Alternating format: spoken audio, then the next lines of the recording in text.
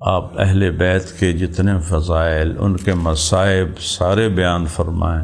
ایسی کوئی گفتگو نہ کریں جس سے اہل سنت کو تکلیف ہو۔ صحابہ کے بارے میں اس طرح باتیں کرنا، جیسے میں اہل سنت بھائیوں کو کہہ رہا ہوں، ہمارے خطبوں میں تقریروں میں ایسی بات نہ آئے جس سے اہل تشیع بھائیوں کو تکلیف ہو۔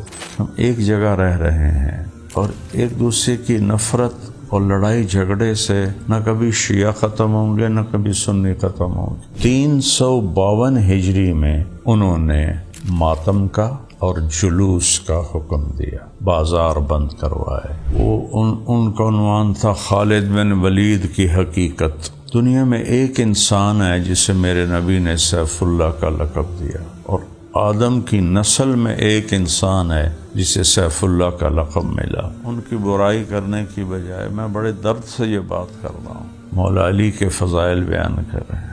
اہل بیت کا پورا خانوادہ ہی وہ سونے کے پانی سے لکھا جائے اور ہیروں کی زبان سے بولا جائے تو ان کا حق ادا نہیں ہو سکتا۔ کون جنتی کون جہنمی، یہ تو آخرت میں فیصلہ ہوگا۔ اللہ کے واسطے کسی کی جنت اور دوزخ کے فتوے نہ لگائیں۔ کس شہر منافق میں آ گئے ہو ساغر، ایک دوسرے کے ہر کوئی عیب ڈھونڈ رہا ہے۔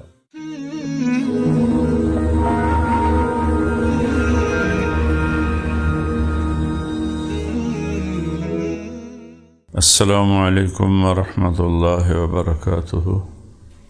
بسم اللہ الرحمن الرحیم، والصلاة والسلام علی سیدنا و مولانا محمد وعلی آلہ وعلی اصحابہ اجمعین، اما بعد۔ معزز سامعین، میرے بھائیو دوستو، میرے بیٹوں بیٹیوں، بھائی بہنوں، میں آج سال نو، ہمارا اسلامی سال محرم سے شروع ہوتا ہے، اور میں معذرت چاہتا ہوں، میں نے چشمہ لگایا ہوا ہے چونکہ پچھلے اتوار میرا جو میری بائیں آنکھ ہے اس کا آپریشن ہوا تھا، موتیا کا۔ تو اس میں ایک ہفتہ یہ اینک پہن کے رکھنی ہے، خاص طور پر یہ جو لائٹیں ہیں یہ نہیں پڑنی چاہیے، اور یہ ہر وقت لگا کے رکھنی ہوتی ہے۔ تو آج 3 بجے میں نے ڈاکٹر کو دکھانا ہے، اگر انہوں نے اوکے کر دیا تو پھر یہ اینک اتر جائے گی۔ اس لیے وضاحت کی ہے کہ کوئی چونکہ پاکستان میں نہ زبان پہ پابندی ہے نہ لکھنے پہ پابندی ہے، جو جس کے جی میں آتا ہے وہ کہہ دیتا ہے، اسے خیال بھی نہیں ہوتا کہ اس بول تحریر کا اللہ کو جواب دینا ہے، تو کتنے اعتراضات کر سکتے ہیں۔ تو میں نے اس لیے وضاحت کی کہ تکلیف کی وجہ سے پہنی ہوئی ہے۔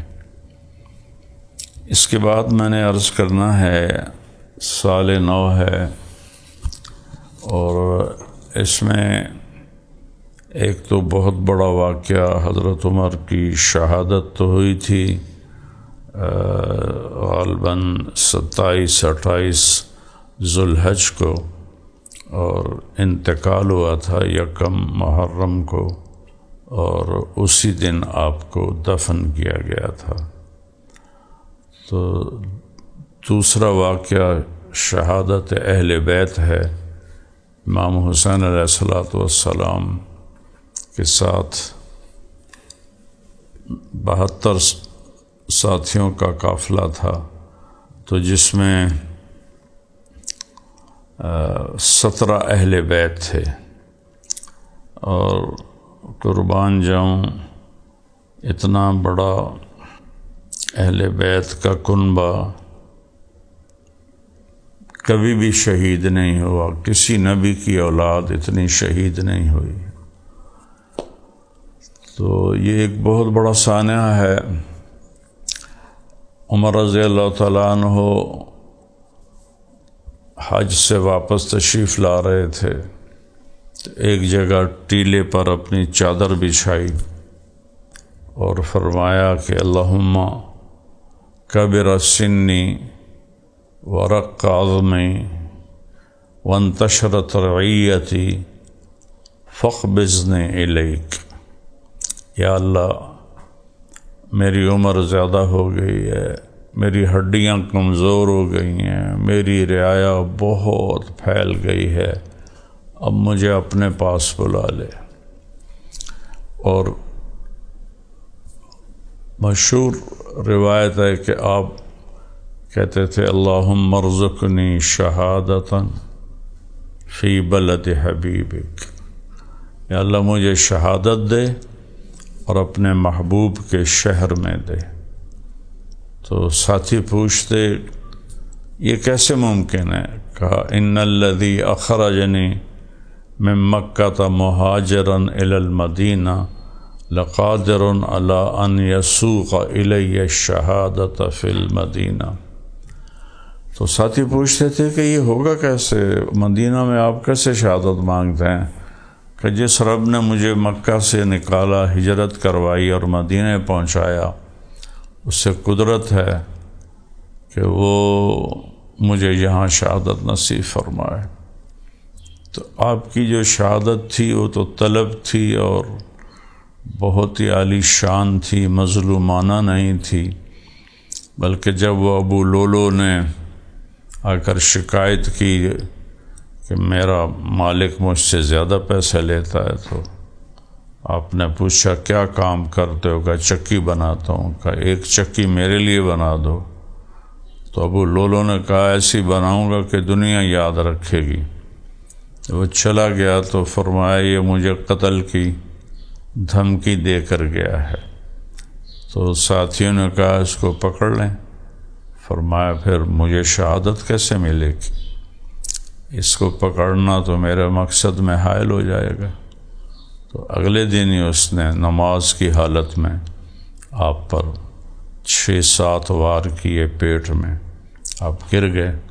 عبد الرحمن بن عوف آگے کھڑے ہو کر نماز پڑھائی تو انہوں نے فوراً پوچھا سلام پھرنے کے بعد میرا قاتل کون ہے؟ کہا جی وہ مجوسی ہے۔ کہا یا اللہ تیرا شکر ہے تو نے کسی مسلمان کے ہاتھ میری شہادت نہیں لکھی تھی، میری موت نہیں لکھی تھی۔ ابو لولو کو پکڑ لیا چادر اس پر ڈال کے تو اس نے خودکشی کر لی اور اپنے آپ کو خنجر مار لی۔ اس میں اجمالاً بتا رہا ہوں تھوڑا آپ کو۔ اور درد اور دکھ والا واقعہ ہے وہ ہے شہادت اہل بیت، صرف حسین نہیں، شہادت اہل بیت۔ کسی نبی کی اولاد اس طرح ذبح نہیں ہوئی جیسے میرے نبی کی اولاد ذبح ہوئی۔ اور حضرت علی رضی اللہ تعالیٰ عنہ کے علیہ الصلاۃ والسلام کے 5 بیٹے شہید ہوئے۔ حسین بن علی تو حضرت فاطمہ سے تھے، حضرت عباس، حضرت عبداللہ، حضرت عثمان، حضرت جعفر، یہ 5 بیٹے حضرت علی کے شہید ہوئے۔ اور پھر آگے حضرت حسین کے علی الاکبر، علی الاصغر، پھر حضرت امام حسن علیہ السلام کے سب سے بڑے بیٹے قاسم، پھر عبداللہ، پھر ابو بکر، پھر حضرت عبداللہ بن جعفر کے حضرت جعفر کی اولاد سے عون اور عبداللہ اور محمد شہید ہوئے۔ حضرت عقیل کے اولاد سے عبد الرحمن اور عبداللہ اور ایک اور نام میرے ذہن سے نکل رہا ہے وہ شہید ہوئے۔ تو اس طرح یہ ایک بہت ہی یہ وہ واقعہ ہے شہادت حسین کے، اس پر شہید ہونے سے پہلے ہی میرے نبی کے آنسو بہنے لگ گئے تھے۔ تو ان پہ رونا دھونا یہ شروع سے چلا آ رہا ہے۔ حضرت ام سلمہ سے آپ نے فرمایا کہ میں میرے پاس ایک فرشتہ آ رہا ہے، تو اندر میں کوئی نہ آئے۔ وہ فرشتہ آسمان سے پہلی دفعہ اترا ہے، تو حضرت ام سلمہ پہرے پہ کھڑی ہو گئی۔ اتنے میں امام حسین علیہ السلام کھیلتے ہوئے آئے، اندر جان لگے، انہوں نے بازو پکڑ لیا، اس پر وہ رونے لگے۔ وہ روئے تو انہوں نے چھوڑ دیا۔ تو تھوڑی دیر کے بعد اندر سے رونے کی آواز آئی۔ حضرت ام سلمہ بھاگ کے اندر گئیں تو کیا دیکھا، اپنے امام حسین علیہ السلام کو ایسے سینے سے چمٹایا ہوا تھا اور ایسے بلک بلک کے رو رہے تھے۔ اتنی آواز تھی کہ ام سلمہ کو باہر سنائی دی، اور ایسے ہل رہے تھے، پورا جسم مبارک آپ کا ہل رہا تھا۔ تو حضرت ام سلمہ نے پوچھا، یا رسول اللہ، میرے ماں باپ قربان، کیا ہوا؟ فرمایا کہ یہ فرشتہ جو مجھے ملنے آیا ہے، حسین کو دیکھ کر کہا اس نے کہ یا رسول اللہ، آپ کے اس بیٹے کو آپ کی امت قتل کر دے گی، اور اس نے مجھے وہاں کی مٹی لا کے دکھائی ہے۔ وہ مٹی حضرت ام سلمہ نے اللہ کے نبی سے لے لی کربلا کی۔ جس دن آپ شہید ہوئے تو حضرت ام سلمہ اکیلی بیگمات میں زندہ تھیں۔ انہوں نے خواب میں اللہ کے نبی کو عصر کے قریب دیکھا، سر میں مٹی پڑی ہوئی اور بال بکھرے ہوئے۔ فرمایا، عرض کی، یا رسول اللہ، خیریت ہے؟ کیا ہوا؟ آپ کی یہ حالت کیا ہے؟ کہا، حضرت مقتل حسین۔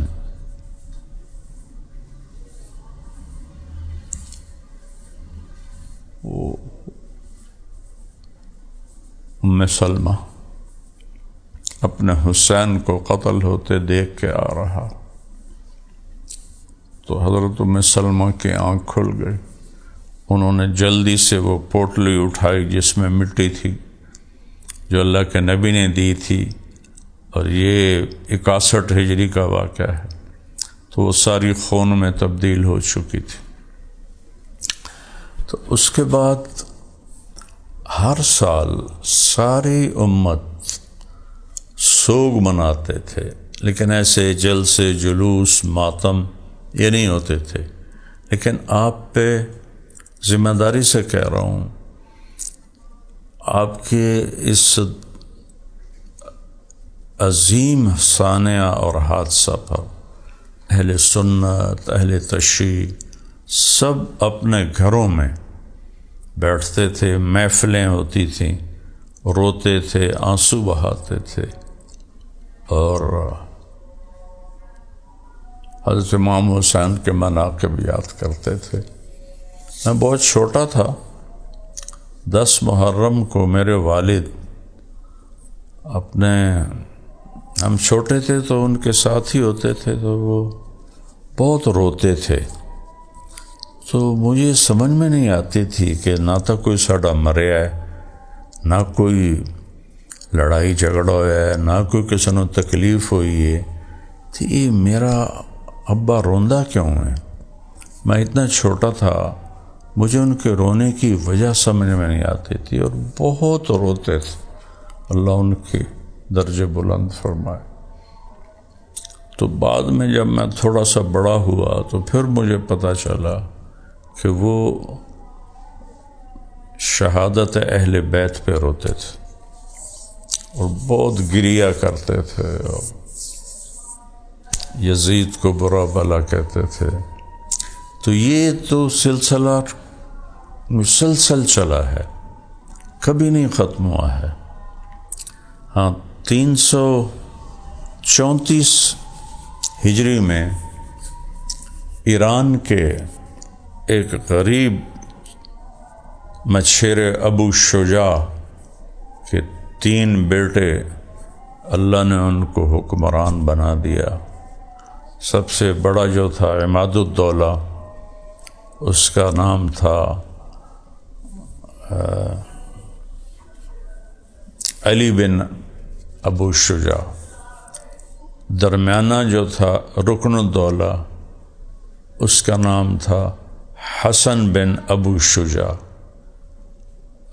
اس سے جو چھوٹا تھا معز الدولہ، اس کا نام تھا احمد بن ابو شجاع۔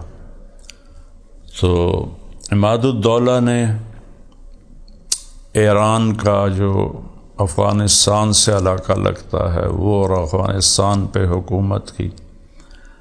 جو ان سے چھوٹے تھے حسن بن ابو شجاع، انہوں نے وسط ایران میں حکومت قائم کی، اور سب سے چھوٹے جو تھے احمد معز الدولہ، وہ بغداد پہ قابض ہوئے، اور یہ اثنا عشری شیعہ تھے۔ اور اللہ کی شان ہے، ویسے ہی خیال آتا ہے کہ وہ شیعہ تھے اور وہ تو خلافت کا حق اہل بیت کو سمجھتے تھے، لیکن انہوں نے اہل بیت کو خلافت نہیں دی۔ یہ حکومت ایسی چیز ہوتی، انہوں نے سارا اقتدار اپنے ہاتھ میں رکھا۔ تو 352 ہجری میں انہوں نے ماتم کا اور جلوس کا حکم دیا، بازار بند کروائے، اور 352 سے لے کر 1510 میں صفوی خاندان حکمران بنا، اسماعیل صفوی، یہ ایک بہت بڑے اہل سنت بزرگ کا بیٹا تھا، لیکن سیاست میں آ کے اقتدار ملا تو پھر عثمانیوں کی ضد میں یہ شیعہ ہو گیا۔ تو انہوں نے پھر کوئی 220 سال حکومت کی، تو 31 سال اس نے حکومت کی۔ اس کے بعد اس کا غالباً پوتا یا پڑپوتا تھا عباس صفی، اس نے 41 سال حکومت کی، اور جبراً چونکہ ایران تو سنی ملک تھا، سب کو شیعہ بنایا۔ پھر صفیوں نے گھوڑا نکالنا، ماتم کرنا، یہ صفیوں نے شروع کروایا ایران میں، پھر اس سے آگے سارا پھیل گیا۔ لیکن جو تھے ابو شجاع کی اولاد، بنی بویہ انہیں کہتے ہیں، وہ صرف جلوس اور رونا دھونا اور واعظ و نصیحت، لیکن اس طرح جو ماتم اور چھریاں چلانا اور گھوڑا نکالنا، یہ صفی خاندان نے شروع کیا۔ تو بہرحال شیعہ اس کو کرتے ہیں، ہمیں ایک دوسرے کی روایات کا احترام کرنا ہے۔ میں آج صرف یہ بات کرنا چاہتا تھا کہ اللہ کے واسطے آپ شہادت عمر مناؤ، وہ تو گزر گیا، دن منائی ہے ہمارے اہل سنت نے اللہ کے فضل سے۔ اب امام حسین علیہ السلام کی بات آنے والی ہے 10 محرم کو، تو اس کو سکون سے اور امن سے منایا جائے، ایک دوسرے کے لیے گالم گلوچ نہ ہو۔ میں چونکہ شیعہ میں اکثر ذاکر ہوتے ہیں جو عالم نہیں ہوتے ہیں، اور انہیں کچھ پتہ بھی نہیں ہوتا ہے، تو وہ پھر بہت زیادہ ایسی باتیں کرتے ہیں جس سے اہل سنت کو تکلیف ہوتی ہے۔ آپ کے پاس اہل بیت کے مناقب اور فضائل بیان کرنے کے لیے پوری کتابیں بھری پڑی ہیں، آپ ان کے فضائل بیان کریں، ان کی عظمت کو بیان کریں، ان کی محبت کو بیان کریں۔ مجھے ابھی ایک حدیث یاد آ گئی، آپ نے حضرت علی، حسن، حسین، فاطمہ سے فرمایا، انا سلم لمن سالمتم وحرب لمن حاربتم، جس سے تمہاری صلح ہے میری اس سے صلح ہے، جس سے تمہاری لڑائی ہے میری بھی اس سے لڑائی ہے۔ ترمذی شریف کی روایت ہے یہ۔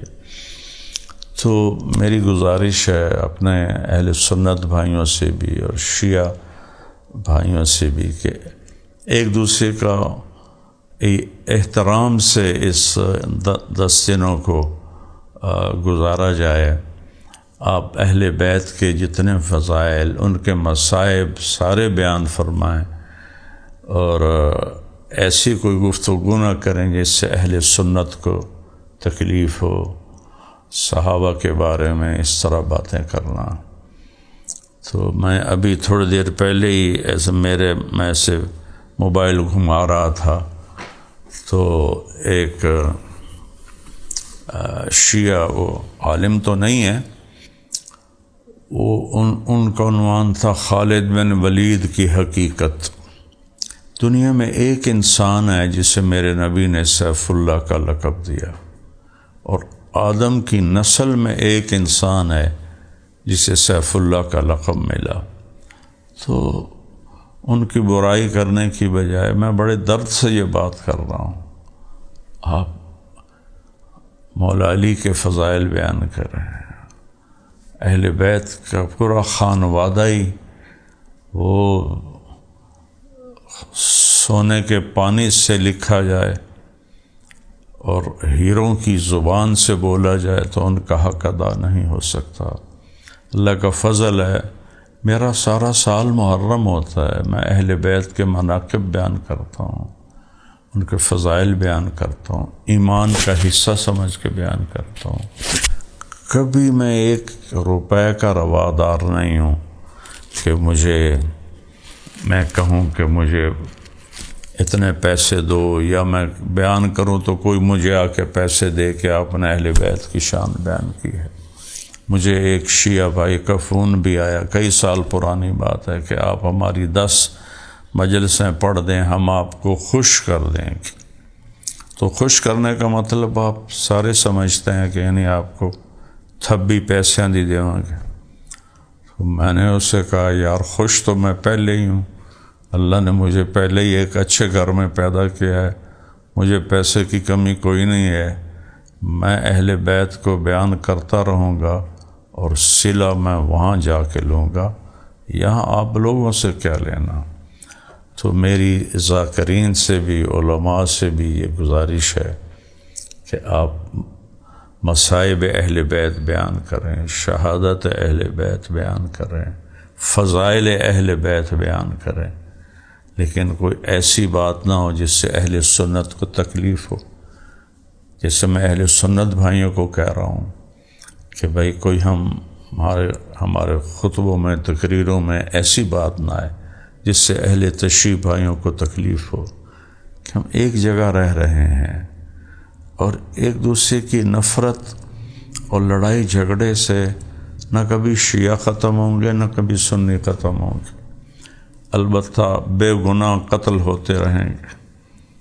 کتنے ہزاروں بے گناہ اہل سنت کے قتل ہوئے، کتنے ہزاروں بے گناہ اہل تشیع کے قتل ہوئے، اور آخر میں نتیجہ کچھ بھی نہیں نکلا۔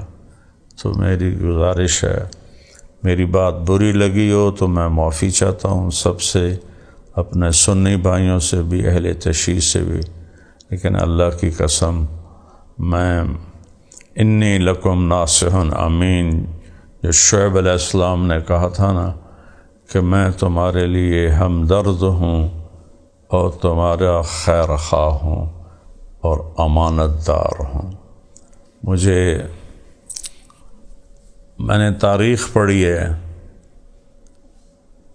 تاریخ پڑھے بغیر دین کے کئی پہلو وہ گمشدہ رہتے ہیں۔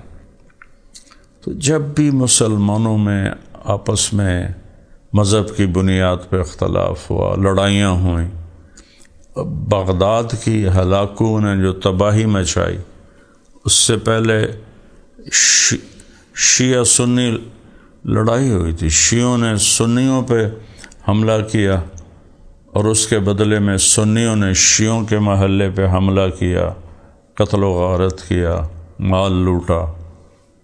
تو ابن علقمی وہ وزیر تھا مستعصم باللہ خلیفہ کا، اس نے ہلاکو خان سے رابطہ کر کے اس کو دعوت دے دی حملے کی، 15 لاکھ مسلمان قتل ہو گئے۔ ابن علقمی کو اس نے پہلے قتل کیا کہ کمبخت تو اپنوں کا نہیں بنا میرا کیسے بنے گا. 15 لاکھ 40 دن قتل عام ہوتا رہا. 40 دن. اب پڑھو تو رونگٹے کھڑے ہو جاتے ہیں. تو بس میں یہ گزارش کرنا چاہتا تھا کہ اللہ کے واسطے اس کو پرامن گزاریں، اور جتنے بھی علماء ہیں، خطیب ہیں، وہ ایسی بات نہ کہیں جس سے دوسرے فریق کو تکلیف ہو. ہر ایک کے پاس بے شمار چیزیں ہیں پازیٹیو بیان کرنے کی، منفی ضرور بیان کرنی ہے کہ جس سے کسی کا دل دکھے. تو میں سب کے سامنے ہاتھ جوڑتا ہوں کہ نہ کوئی شیعہ خطیب عالم ذاکر ایسی بات کرے جس سے اہل سنت کو تکلیف ہو، نہ کوئی اہل سنت ایسی بات کرے جیسے اہل تشیع کو تکلیف ہو. ہم سب نے ایک دن اللہ کے سامنے کھڑا ہونا ہے. ہم کسی کی جنت اور دوزخ کا فیصلہ کر ہی نہیں سکتے. ہم سب نے اللہ کے پاس جانا ہے. جو کام اللہ نے کرنا ہے ہم نے اپنے ذمے لے لیا ہے. وہ یہ کرتے ہیں، وہ یہ کرتے ہیں، وہ جہنمی ہیں، وہ جہنمی ہیں، وہ گمراہ ہیں، وہ کافر ہیں، وہ ایسے ہیں، وہ ایسے ہیں. اس طرح کر کے جو کام اللہ نے کرنا ہے نا، بلا کے حساب لینا ہے، وہ اللہ کے پاس رہنے دیں. یہاں مجھے تھوڑا شاعری سے دلچسپی رہی ہے، اب بھی ہے، تو ساغر صدیقی کا ایک شعر یاد آ گیا کہ شہر منافق میں ساغر آ گئے ہو تم، ایک دوسرے کے عیب ہر کوئی ڈھونڈ رہا ہے. اور بھائی عیب تو اپنے ڈھونڈنے، وفی انفسکم افلا تبصرون، ارے اپنے اندر تو دیکھا کرو. اور اقبال کا شعر سنا کے ختم کرتا ہوں. تجھے کیوں فکر ہے اے گل دل صد چاک بلبل کی، تو اپنے پیرہن کے چاک تو پہلے رفو کر لے. کون جنتی کون جہنمی یہ تو آخرت میں فیصلہ ہوگا. اللہ کے واسطے کسی کی جنت اور دوزخ کے فتوے نہ لگائیں. اللہ مجھے آپ کو عمل کی توفیق بخشے. السلام علیکم.